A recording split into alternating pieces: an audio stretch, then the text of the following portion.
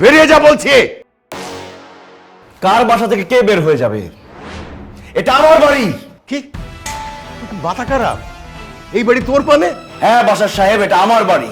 আপনি নিজে এই বাড়ি সহ আপনার সহায় সম্পত্তি সব আমার নামে লিখে দিয়েছেন। এই যে তার দলিল। আরে এ তো সেই দলিল যে আমার কাছ থেকে সাইন করিয়ে নিল কোম্পানির কাজের কথা বলে। এত বড় বাটপার, এত বড় বেইমানি তুই আমার সাথে করলি, এত বড় ধোঁকা দিলি আমাকে। হ্যাঁ, আমি আপনার সাথে বিশ্বাসঘাতকতা করেছি, আপনাকে ধোঁকা দিয়েছি। কারণ একদিন আপনি আমার বাবার সাথে বিশ্বাসঘাতকতা করেছেন, তার সাথে প্রতারণা করেছেন, তাকে ধোঁকা দিয়েছেন। আমি তোর বাবাকে ধোঁকা দিয়েছি মানে? কে তোর বাবা? আমার বাবার নাম সিদ্দিকুর রহমান। এক সময় আপনার বিজনেস পার্টনার ছিলেন, আপনাকে অন্ধের মতো বিশ্বাস করতেন, আর সেই বিশ্বাসের সুযোগ নিয়ে আপনি তার সাথে বিশ্বাসঘাতকতা করেছেন। তার ব্যবসায়িক সবকিছু নিজের নামে লিখে নিয়েছেন। বিশ্বাস করেন বাসার সাহেব, আমার বাবা সেদিন ভীষণ কষ্ট পেয়েছিলেন। সে কোনোদিন ভাবতেও পারেনি তার বন্ধু তার সাথে এইভাবে বিশ্বাসঘাতকতা করবে। আমার বাবার সেই কষ্ট দেখে আমিও প্রতিজ্ঞা করেছিলাম একদিন আমি আপনাকে রাস্তায় নামিয়ে ছাড়বো। আজকে সেই দিন। আজকে আপনি রাস্তার ফকির। বেরিয়ে যান, বেরিয়ে যান। না শান্ত, তুই ওনাকে বের করে দিস না। এসব তুমি কি বলছো বাবা? যে তোমার সাথে এত বড় বিশ্বাসঘাতকতা করেছে তাকে আমি বের করে দেব না? আমি ঠিকই বলছি। কুকুর যদি মানুষের পায়ে কামড় দেয়, তাহলে মানুষের কি কুকুরের পায়ে কামড় দেওয়ার শোভা পায়? নিশ্চয়ই পায় না। উনি আমার সাথে অন্যায় করেছে, অবিচার করেছে।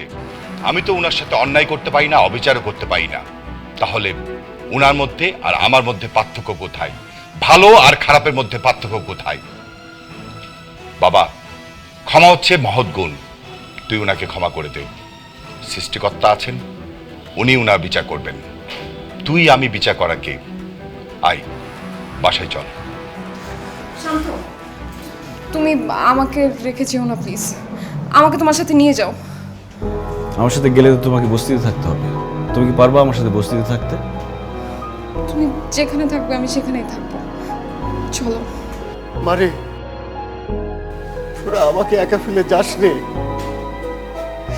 বন্ধু সিদ্দিক, আমি তোর সাথে অনেক অনেক বড় অন্যায় করেছি।